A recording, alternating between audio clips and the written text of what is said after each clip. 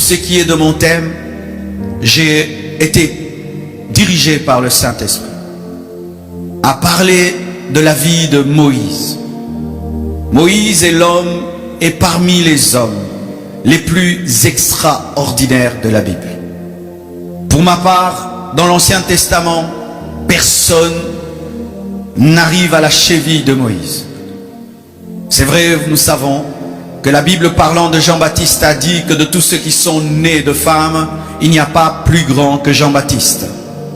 Jean-Baptiste, sa grandeur par rapport à Moïse, c'était le fait qu'il avait baptisé le Fils de Dieu et qu'il avait présenté le Messie. C'était pas par rapport au miracle, au prodige, ni à une grande intimité avec Dieu, mais c'était par rapport à la grâce qui lui avait été faite de présenter l'agneau, de présenter le Messie. Et c'est vrai, Moïse a présenté la loi, Jean-Baptiste a présenté le Messie, ce qui fait que Jean-Baptiste est supérieur par son message à Moïse. Mais lorsque je vois l'intimité pour ce qui est de la présence et de la vie surnaturelle, je vous dis, Moïse a été un homme extraordinaire. Et aussi l'avantage avec Moïse, c'est que on nous parle beaucoup de lui, de ses temps de force, de ses temps de faiblesse et des méandres de son intimité avec Dieu. On nous montre comment Moïse priait, on nous montre comment Moïse cherchait Dieu. Et c'est un grand exemple dans le domaine de la présence de Dieu. Aujourd'hui, je vais commencer, je vais continuer dimanche et je continuerai encore et nous serons sur Moïse et nous serons grandement bénis. Cet homme a bougé le monde. Cet homme a ébranlé la plus grande puissance mondiale. Lorsque tu lis l'histoire de Moïse, tu risques d'être même complexé et croire que c'était un surhomme. Mais ce que j'aime dans la parole, c'est que Dieu présente comment Moïse est né. Il est né d'un homme et d'une femme comme toi. Et si Dieu a pu utiliser Moïse, il peut t'utiliser, car toi aussi tu es né d'un homme et d'une femme. Alléluia. Moïse était aussi un bébé. Et lorsqu'il est né, la Bible nous dit qu'il avait une particularité. C'était pas l'onction, c'était pas la prophétie, il était beau. À cause de sa beauté, ses parents ont décidé de ne pas le tuer, mais ils l'ont épargné et ils l'ont posé sur le Nil et Dieu l'a dirigé dans la maison de ses ennemis. Moïse est entré dans la maison de Pharaon et il a donc été élevé par Pharaon pendant 40 ans. Et la Bible nous dit que Moïse a été enseigné dans toutes les sciences de l'Égypte. Donc, Moïse était occultiste. Ça te choque, mais c'est la vérité. Le problème des chrétiens, c'est que nous ne lisons pas la Bible, mais nous regardons les films sur la Bible. Et ainsi, nous avons notre propre lecture intellectuelle de la parole, sans laisser l'Esprit de Dieu nous enseigner les choses clairement. La Bible nous dit qu'il a été initié dans toute la sagesse de l'Égypte. Et quelle était la sagesse de l'Égypte? C'était l'occultisme, c'était la magie. Le pharaon était entouré de magiciens.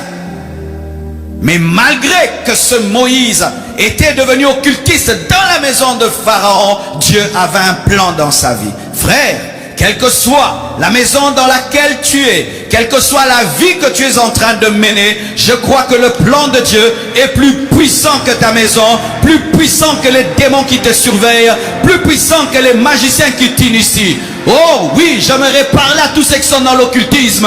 Dieu a un plan pour vous et tu peux devenir un pasteur, un docteur, un prophète. Dieu a un plan pour vous. J'aimerais parler à tous ceux qui sont dans la magie, tous ceux qui sont dans l'occultisme et dans les ténèbres. Vous pouvez être des Moïse et plus que des Moïse. Dieu est capable de vous sauver. Dieu est capable de vous changer. Il a sauvé un Paul qui était meurtrier. Il a sauvé un Moïse qui était initié à la magie égyptienne et il peut vous sauver. L'église doit s'attendre à voir des Moïse entrer à l'église. Le problème de l'église, c'est que nous voulons que des saints puissent servir Dieu, alors que Dieu va dans la poubelle du monde ramasser des personnes pourries afin de les servir. Oh mon frère, Jésus peut te délivrer de la sorcellerie, il peut te délivrer de la magie, il peut te libérer de toute puissance des ténèbres et des pactes que tu as fait avec le diable, et le diable ne te fera rien. Il est revenu dans la maison de ceux qui l'ont initié, ils ne l'ont pas touché. Tu peux sortir de la sorcellerie et on ne va pas te bouffer. Tu peux sortir de la magie, on ne va pas te bouffer. Tu es capable de le faire. Dieu avait un projet sur lui, mais il était dans la maison d'un magicien, initié, enseigné par le magicien. Moïse était préparé à devenir un pharaon, pour ceux qui ne savent pas. C'était un prince en Égypte, un militaire, un homme intelligent, un homme formé. Et alors là, commence une lutte. La Bible nous dit que lorsque Moïse est devenu grand, il a préféré, mes frères, l'opprobre de Christ que le luxe de la maison de Pharaon. On nous dit l'opprobre de Christ. Moïse avait déjà la révélation de Christ dans l'Ancien Testament. Quel niveau et quelle grâce. On dit l'opprobre de Christ. Il a préféré l'opprobre de Christ plus que l'honneur de Pharaon. Parce que le point zéro de Dieu est plus que le point 1000 du diable. Jésus mourant à la croix, point zéro a vaincu le diable. C'est pourquoi sa résurrection est une explosion. Car si je peux te vaincre par ma mort, qu'est-ce que je te ferai par ma vie? Si la mort de Christ nous donne la victoire sur le diable, alors la vie de Christ. Il a préféré l'opprobre de Christ qu'avoir le château de Pharaon. Et il avait un appel, mais n'avait pas la puissance de l'appel. Oui, j'aime quand Dieu parle des hommes puissants quand ils étaient impuissants. Ça encourage les impuissants à croire qu'ils seront puissants. Moïse n'était pas un bébé rempli de puissance, non. Jusqu'à l'âge de 40 ans, il n'avait pas de puissance. Et il a essayé. Il a essayé de sauver avec ses mains, car c'était un guerrier. Et il a pu tuer un Égyptien. Mais Dieu n'avait pas besoin de tuer un Égyptien. Il avait besoin de tuer tous les fils aînés de l'Égypte. Et tu ne peux le faire avec tes armes. Tu ne peux le faire que par la puissance de Dieu. Il y a un temps dans nos vies, nous sommes comme ce Moïse qui cherche à libérer Israël avec ses mains. Où tu veux répondre à l'appel de Dieu avec ta force, ton intelligence. Tu essayes. On te chassera dans le désert. On ne répond pas à l'appel de Dieu naturellement, car l'œuvre de Dieu est surnaturelle. On ne répond pas à l'appel de Dieu avec ses muscles. Il te faut la puissance. On ne répond pas à l'appel de Dieu avec son âme. Je suis en colère, je vais délivrer. Il faut la révélation.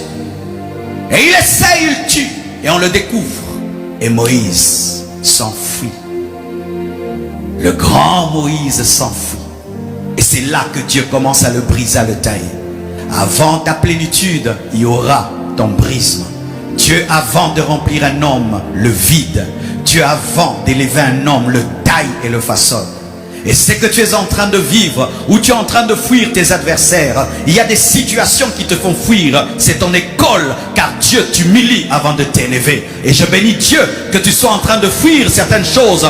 Demain, tu les affronteras, mais avec la puissance de Dieu. Oui, tu reviendras au même endroit, rempli de l'esprit, revêtu de puissance. Et là où tu as fui, tu parleras et tu agiras. De la même manière que Pierre a fui devant les femmes et il a régné Jésus-Christ devant les femmes. Il est revenu et il a parlé de Jésus-Christ à plus de 3000 hommes. Tu reviendras au même endroit.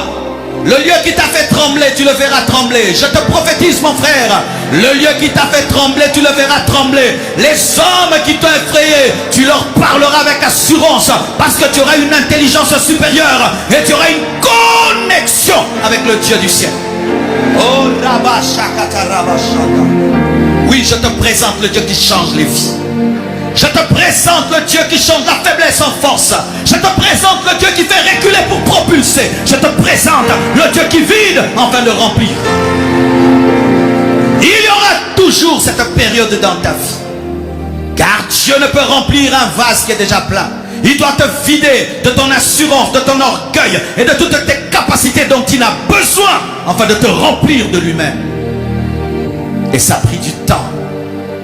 Le grand Moïse se retrouve dans le désert. Il voit des femmes qui sont en train de puiser et qui sont malmenées. Toujours l'esprit de sauveur. Il utilise encore ses muscles et il les sauve. Ça lui permet d'avoir un mariage, mais ça ne lui donne pas l'alliance. Ça lui permet d'avoir une alliance avec une femme, mais pas une alliance avec Dieu. Et là, quelle humiliation. On lui donne un travail, paître les brebis de Jéthro. C'est là que commence notre histoire. Il ne travaille pas pour lui-même, il travaille pour son beau-frère. Quelle humiliation. Lui qui était avant un prince devient un berger. Et quel genre de berger? Pas un berger autonome, non, dépendant de son beau-père. C'est son beau-père qui le paye à la fin du mois. C'est son beau-père qui l'envoie. Oh Moïse, va à droite, va à gauche, va à ceci. Le grand prince devient berger. N'abandonne pas lorsque tu deviens un prince berger. Le berger va devenir prophète. N'abandonne pas lorsque tu recules. C'est pour que tu puisses sauter. N'abandonne pas lorsque ta vie semble reculer. Ce n'est pas une régression, c'est une direction. Ce n'est pas une régression, c'est une direction. Car tu ne rencontreras pas le buisson ardent dans la maison de Pharaon, mais tu rencontreras le buisson ardent en train de paître les brebis de Jéthro. Oh, gloire à Dieu. Oh, ma soeur, c'est toi qui laves les assiettes le matin. Dieu te rencontrera en train de laver les assiettes. Parce que pendant que tu laves les assiettes, tu chantes et tu adores et tu parles en d'autres langues. Et un jour, tu seras baptisé du Saint-Esprit. Tu auras encore une onction plus grande, une révélation plus grande. Pendant que tu fais des basses besognes, c'est alors que Dieu te prépare à des grands travaux. Sois prêt, bientôt Dieu changera ta vie. Je te dis, sois prêt, bientôt Dieu changera ta vie. Et la Bible nous dit, le grand Moïse est en train de paître les brebis. Et il avait une habitude. Lorsque vous regardez les films sans comprendre la parole, vous aurez une mauvaise interprétation de la parole. On nous présente Moïse en train de paître des brebis comme par hasard. Tout d'un coup, il voit un buisson ardent. Mais non, ce n'est pas le cas. Moïse avait une habitude. C'est que lorsqu'il allait paître les brebis, il en profitait pour aller à la montagne de Dieu, à Hébron. C'était une habitude.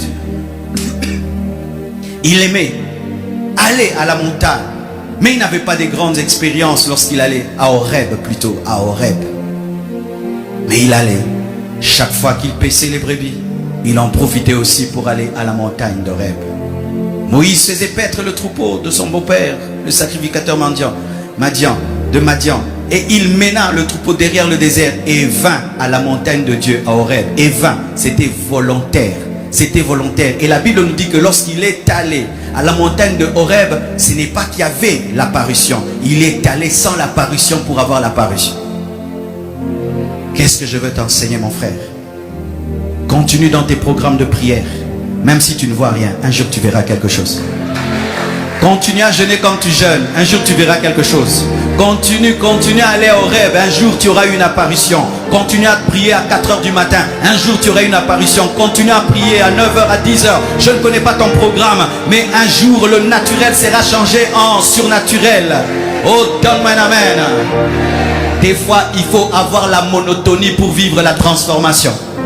Car la vie est aussi tenue par la monotonie. La respiration est monotone mais te fait vivre. Le cœur est monotone mais te fait vivre. Tes poumons sont monotones mais te font vivre. Des fois il faut être monotone pour entrer dans la transformation. Tu vas au rêve, tu vas au rêve, tu vas au rêve, tu vas au rêve. Et un jour, buisson ardent. Tu vas à la chambre haute, tu vas à la chambre haute. Un jour, une apparition. Tu vas. Et puis un jour. N'arrête pas de faire ce que tu fais de manière régulière. Un jour, il y aura une transformation dans ce que tu fais habituellement. Jésus avait l'habitude de se lever et de précéder le soleil en prière.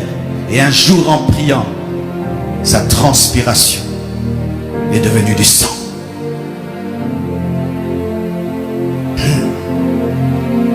L'ange de l'Éternel lui apparut dans une flamme de feu, au milieu d'un buisson. Moïse regarda et voici le buisson était tout en feu, et le buisson ne se consumait point. Moïse dit, je veux me détourner pour voir quelle est cette grande vision, et pourquoi le buisson ne se consume point. Moïse était un curieux. Moïse était un curieux. Frère, la présence de Dieu exige la curiosité. Soyez curieux lorsque vous êtes dans la présence de Dieu. Tu commences à prier et depuis que tu es chrétien, tu n'as jamais senti un feu commencer sur ta tête et toucher tout ton corps, couler sur tout ton corps. Tu sens comme une huile de feu sur ta tête et qui coule sur tout ton corps. C'est la première fois. Et toi, quand tu vis ça, tu dis amen. Non, reste là. Cherche à savoir c'est quoi. Père, c'est quoi que je sens? Père, c'est quoi que je sens? Depuis que je suis chrétien, j'ai jamais senti ça. C'est quoi, Seigneur? Il va te dire, mon fils, c'est la nouvelle dimension de ma puissance dans ta vie. J'étais ouin pour aller à tel endroit, prêcher ma parole. Et tu vas, tu prêches des signes, des prodiges et des miracles. Et tu prêches encore des signes, des prodiges et des miracles. Et ta vie est transformée. Tu pries, tout d'un coup, tu as le feu au niveau de ta main. Tu ressens le feu au niveau de ta main. Et puis tu dis amen. Dis, Seigneur, qu'est-ce qui arrive à mes mains? Pourquoi je sens ce feu? Je t'ai donné un don de guérison, un don de miracle. Va imposer les mains malades. Et les malades seront guéris. Soyez des curieux, soyez des curieux. Soyez des curieux dans la présence de Dieu. Tu es en train de prier, tout d'un coup, il y a un vent qui remplit ta chambre. N'arrête pas, reste là, dis, Seigneur, qu'est-ce qui se passe? Moïse voit un buisson en feu et qui ne se consume pas. Il ne rentre pas pour dire, Madia, j'ai trop, mais j'ai vu quelque chose. Non, il va d'abord vérifier. Il va vérifier. Un ange t'apparaît. Vérifie. Tu es un ange de Dieu ou un ange du diable? Mais pourquoi tu me poses cette question? Parce que la Bible me dit que je dois vérifier. Soyez des curieux. Quand tu es dans la présence de Dieu, une petite expérience peut bouleverser toute ta vie. Mais ton problème, c'est que tu t'en vas avant que Dieu n'ait fini. Tu quittes avant que Dieu n'ait fini. Dieu attend que tu poses des questions, tu ne poses pas des questions. Allez dans la présence de Dieu avec des questions. Avec des versets bibliques. Seigneur, j'ai lu, je n'ai pas compris. Seigneur, pourquoi j'existe? Pourquoi tu m'as créé? Pourquoi telle chose dans ma vie? Est-ce qu'un chrétien peut avoir des liens de famille? Comment ma vie ressemble à la vie des autres frères de ma famille qui sont des païens? Pose des questions et tu auras une révélation que personne ne peut bouger. Tu auras une assurance que personne ne peut bouger. Tu auras une connaissance que personne ne peut bouger. La curiosité, la soif. Soyez des curieux spirituellement. Tu prends ta Bible, tu vas avec dans la présence de Dieu. Dieu, aujourd'hui tu vas m'expliquer. Mes frères et sœurs, Moïse était un curieux. Regardez même, Dieu lui a révélé des grandes choses. Dieu a fait avec lui des grandes choses. Mais il vient quand même dire à Dieu, si j'ai trouvé grâce à tes yeux, fais-moi voir ta face. C'était un insatisfait. Il voulait plus, et encore plus, et encore plus, et encore plus, et encore plus. L'ange de l'Éternel lui apparut dans une flamme de feu, au milieu d'un buisson. Moïse regardait et voici le buisson était tout en feu, et le buisson ne se consumait point. Moïse dit, je veux me détourner pour voir. Il oublie les moutons, et il cherche maintenant à comprendre le buisson ardent. La présence de Dieu réclame que tu bouleverses tes programmes pour chercher Dieu. C'était le programme brebis, ça devient le programme buisson ardent. Mon frère, tu ne peux pas diriger toutes tes journées. Un jour, Dieu viendra dans ta journée afin de prendre le contrôle de ta journée et tu dois le laisser faire. C'est une journée comme toutes les autres, mais un jour, tu ressens toi un besoin de prier encore plus longtemps. Arrête de respecter ton agenda. Abandonne ton agenda. Entre dans l'agenda de Dieu et Dieu te bouleversera. Il se détourna. Il mit de côté les brebis. Et là, c'était la recherche du buisson ardent. Ton problème, c'est que tu es tout le temps avec les brebis. Tu es tout le temps avec tes brebis. Tout le temps brebis. Tout le temps mon programme, mon agenda. Le buisson ardent bouleverse le programme du berger. Le buisson ardent bouleverse le programme du berger et il en fait un prophète. Et certains ici, tu as toujours eu le projet. Moi dans la vie, je serai pilote. Moi dans la vie, je serai homme d'affaires. Frère, le buisson ardent va te révéler que tu n'es pas un homme d'affaires, ni un médecin, mais tu dois être un militaire, ou tu dois être un pasteur, un docteur. Tu dois être quelqu'un d'autre. Oh, donne-moi la main. Tu ne peux pas rencontrer Dieu, rester le même. Tu ne peux pas rencontrer Dieu et ne pas vivre un bouleversement. Le véritable Dieu pèse beaucoup. S'il vient dans ta barque doit être agitée. Je voulais être ingénieur en aéronautique. C'était ça mon projet, être ingénieur en aéronautique. Parce que ça sonnait bien. Et le projet de Dieu, c'était que je sois pasteur. Et je vous assure, il fallait que je sois pasteur. Je suis né pour être un prédicateur. J'étais créé pour être un enseignant de la parole. J'étais créé pour bombarder la parole. Le Dieu qui t'a créé, c'est pourquoi tu existes. Et au buisson ardent, il va révéler pourquoi il t'a créé. Que tu n'es pas un berger, que tu n'es pas un prince d'Égypte. Tu es un prophète. Mais tu dois accepter de mettre de côté ton programme.